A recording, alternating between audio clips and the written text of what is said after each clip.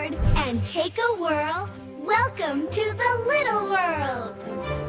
एकेकाळची गोष्ट आहे. एक अतिशय घनदाट आणि हिरवेगार जंगल होते. त्या जंगलात अनेक प्रकारचे प्राणी राहत होते. त्या जंगलाचा राजा होता सिंह. सिंह खूप ताकदवान आणि गर्विष्ठ होता.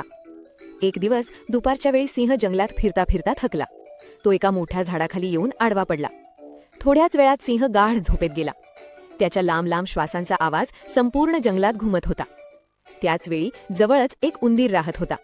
उंदीर खूप चंचल आणि खोडकर होता. खेळता खेळता त्याला खूप मजा येऊ लागली. खेळताना नकळत तो ज्या झाडाखाली सिंह झोपलेला होता त्याच झाडावर चढू लागला. उंदीर झाडावरून खाली थेट सिंहाच्या अंगावर पडला आणि सिंहाच्या अंगावर धावू लागला. इतक्यात सिंहाची झोप मोडली. सिंह खूप रागावला. त्याने डोळे उघडले. त्याने आपल्या मोठ्या पंजांनी उंदराला पकडले. सिंह जोरात डरकाळी फोडू लागला. त्याची डरकाळी ऐकून संपूर्ण जंगल हादरून गेले. सिंह रागात म्हणाला, "तू कोण आहेस एवढासा जीव? तू माझी झोप बिघडवलीस.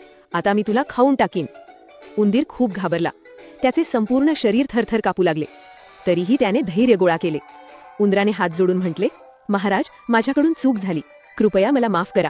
मी खूप लहान आहे, पण कधीतरी मी तुमची नक्की मदत करू शकतो." हे ऐकून सिंह जोरजोरात हसू लागला.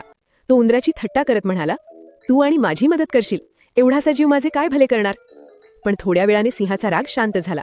त्याचे मन मऊ झाले. त्याने विचार केला की एवढ्याशा उंदराला मारणे योग्य नाही. सिंहाने उंदराला सोडून दिले. उंदीर आनंदाने तिथून पळून गेला.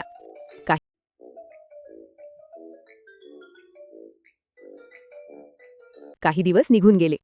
एक दिवस सिंह जंगलात शिकार करण्यासाठी गेला. फिरता फिरता तो शिकाऱ्यांच्या जाळ्यात अडकला. जाळे खूप मजबूत होते. सिंह जितका सुटण्याचा प्रयत्न करत होता तितके जाळे अधिक घट्ट होत होते.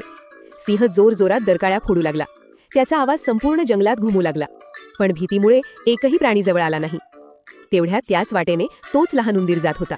त्याने सिंहाचा आवाज ऐकला. उंदराला लगेच कळले की सिंह अडचणीत आहे. तो अजिबात न घाबरता सिंहाजवळ पोहोचला.